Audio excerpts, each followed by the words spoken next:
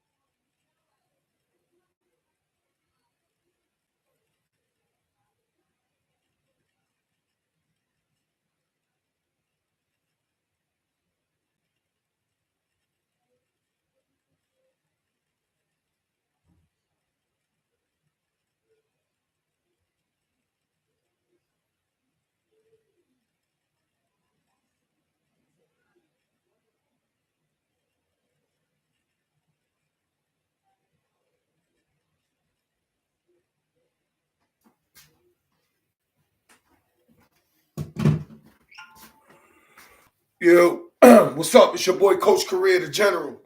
Today, we're going to build on that base 3-4 package that we spoke about last week, the last couple videos. So I'm going to switch back and forth from offenses, defensive, pass plays, always defense. But I'm going to give you a base 3-4 install. Today, we're going to talk about how we get the inside linebackers involved in our base pressure family, which we started with the Sam and the Will. Today, we're going to talk about the Buck. I don't know if I'm going to get to the mic stuff because I just want to concentrate on talking about each pressure separately so you guys have a better understanding how all these things operate moving together. So we're going to talk about the Buck today. We're going to talk about it from our base coverage, whether it's cover 1 or cover 3. We're going to talk about our coverage responsibilities and how they switch now, how the responsibilities may vary now that we're bringing an inside linebacker.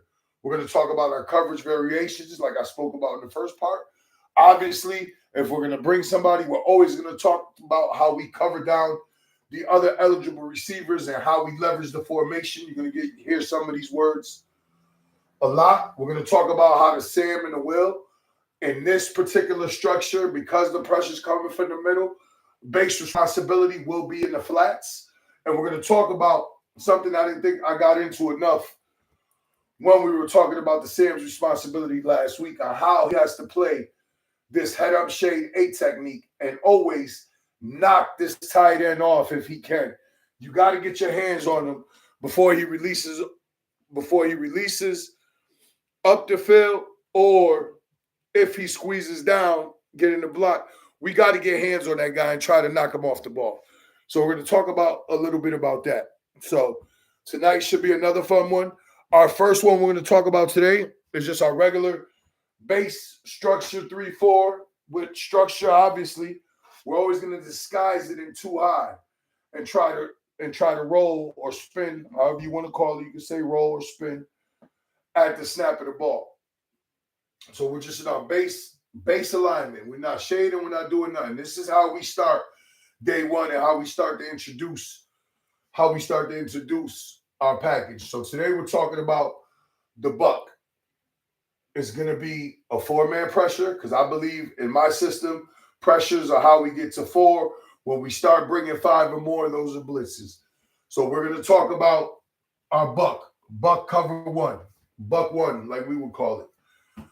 When you hear the word Buck, like I explained before, that's telling the front what they're doing. So since the Buck is coming, that's dictating to the front that they're going to move a gap away. You're going to get used to that. Buck is going to insert in the A. He's running, going to try to kill the A gap. That's telling the Sam he's got to play knockback. He's going to try to knock off that corner. If three flares, 3 is his man into the flat. Jack is going to roll down because he's got all of 2. He gets a down block. He's also on support, on force support. The Mike and the Will would lock down. If this guy goes this way, the Will got him. If he comes vertical, the Mike would have him. Free safety spins to the middle of the field. Corners hot on 1. Corners hot on 1. That's how that's all covered up. Jack would be always on number 2. Here's the number 2 receiver. Here's number 3. Some people could treat that as trips. That's totally up to you based on how you want to play your defense. Us, Jack's hot on 2. Sam is knocked back, got the flat. Will's on his hip alignment, off the tackle. He's got the flat. These 2 basically, I used to call this banjo. If he goes this way, Will got him. If he comes vertical, Mike has to carry him in the seam. Does that make sense? So if he goes this way, this Will's got to expand with him. If he gets vertical, Mike's got to expand with him and cap him in the seam. I hope that makes sense. And you guys kind of understand what we're talking about that. So there's our buck. Our buck in our base cover 1 package. Now, the variation to this is going to be how we manage it in zone.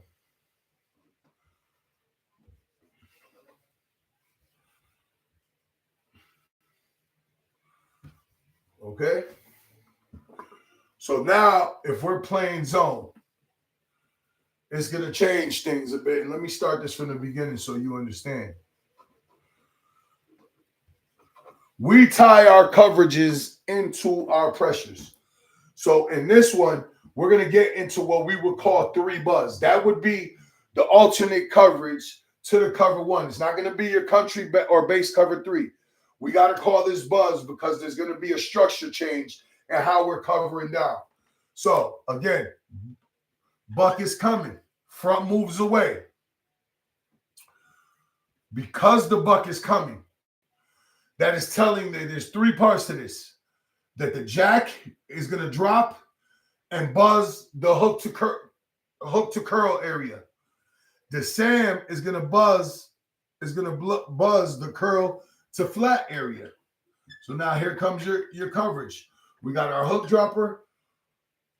We got our flat curl to flat dropper, spin to the middle of the field. Our third player. So this is what we would call buck 3 buzz. There's a structure change. Instead of Jack dropping, playing hot on 2, he's got to drop and play the hook to curl area for our buck. How we label these zones so you guys understand. This would be hook, curl, hook, curl. Flat will be out here. Flat will be out to the flat. So there's your zones, guys. There's your 4 underneath zones. Hook to curl, hook to curl, hook to curl. Front moves away. Will is dropping through the curl into the flat. Mike is playing the hook, the curl area. It'll be more this area here. Free safety spins to the middle of the field. Buck is hot in the play side A, on the front side A gap.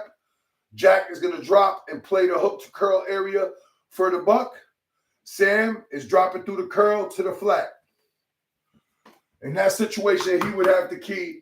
He's got to key 2 to 3 in there. Make sure you hold off the seam.